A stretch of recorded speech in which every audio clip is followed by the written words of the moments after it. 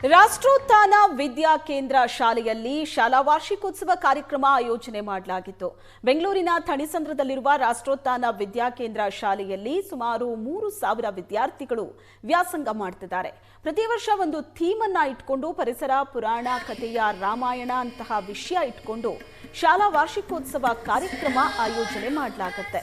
ಈ ಬಾರಿ ಕೂಡ ಒಂದು ಥೀಮ್ ಅನ್ನ ಇಟ್ಕೊಂಡು ವಿದ್ಯಾರ್ಥಿಗಳಿಗೆ ಕೊಡಲಾಗಿದೆ ಅಂತ ರಾಷ್ಟ್ರೋತ್ಥಾನ ಪರಿಷತ್ತಿನ ಜನರಲ್ ಸೆಕ್ರೆಟರಿ ದಿನೇಶ್ ಹೆಗಡೆ ತಿಳಿಸಿದರು.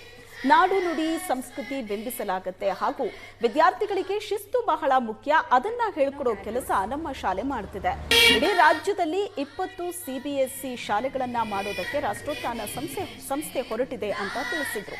ಕಾರ್ಯಕ್ರಮದಲ್ಲಿ ಬಿಜೆಪಿ ರಾಷ್ಟ್ರೀಯ ವಕ್ತಾರ ಶಹಜಾದ್ ಪೂನಾವಾಲಾ ಹಾಗೂ ಮಹೇಶ್ ಮಂಜುಳಾದೇವಿ, ರಾಷ್ಟ್ರೋತ್ಥಾನ ವಿದ್ಯಾಕೇಂದ್ರ ಶಾಲೆಯ ಶಿಕ್ಷಕರು, ಪೋಷಕರು ಕಾರ್ಯಕ್ರಮದಲ್ಲಿ ಭಾಗಿಯಾಗಿದ್ದರು.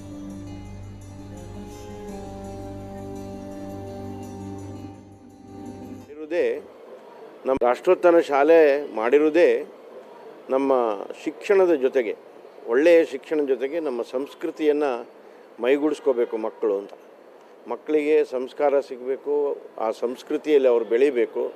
ನಮ್ಮೇನು ಭಾರತೀಯ ಜ್ಞಾನ ಪರಂಪರೆ ಇದೆ, ಇಂಡಿಯನ್ ನಾಲೆಜ್ ಸಿಸ್ಟಮ್, ಇದರಲ್ಲಿ ಅವರು ಮೈಗೂಡಿಸ್ಕೊಂಡು ಬರಬೇಕು. ಕೇವಲ ಓದೋದು, ಬರೆಯೋದು, ಲೆಕ್ಕ ಮಾಡೋದು, ಪರೀಕ್ಷೆಯಲ್ಲಿ ಪಾಸ್ ಮಾಡೋದು ಅದು ಬೇಕೇ ಬೇಕು, ಅದು ಬೇಡ ಅಂತ ನಾವು ಹೇಳ್ತಾ ಇಲ್ಲ. ಅದ್ರ ಜೊತೆಗೆ ನಮ್ಮತನ, ನಮ್ಮ ಕನೆಕ್ಟಿಂಗ್ ಟು ದಿ ನೇಷನ್ ಅಂತ ಹೇಳ್ತೀವಿ ನಾವು, connecting to the society, connecting to the family, ಈ ಒಂದು ವಿಷಯ ಇಟ್ಕೊಂಡು ನಾವು ಮಕ್ಕಳಲ್ಲಿ ವ್ಯಕ್ತಿ ನಿರ್ಮಾಣದಿಂದ ರಾಷ್ಟ್ರ ನಿರ್ಮಾಣ, ಆ ರೀತಿಯ ಕೆಲಸವನ್ನು ನಾವು ಕಳೆದ 20 ವರ್ಷದಿಂದ ಮಾಡ್ಕೊಂಡು ಬಂದಿದ್ದೀವಿ.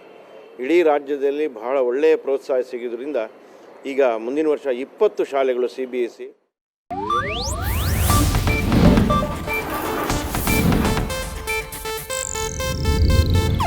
ಇದು ಏಷ್ಯಾನೆಟ್ ನ್ಯೂಸ್ ನೆಟ್ವರ್ಕ್ ಪ್ರಸ್ತುತಿ.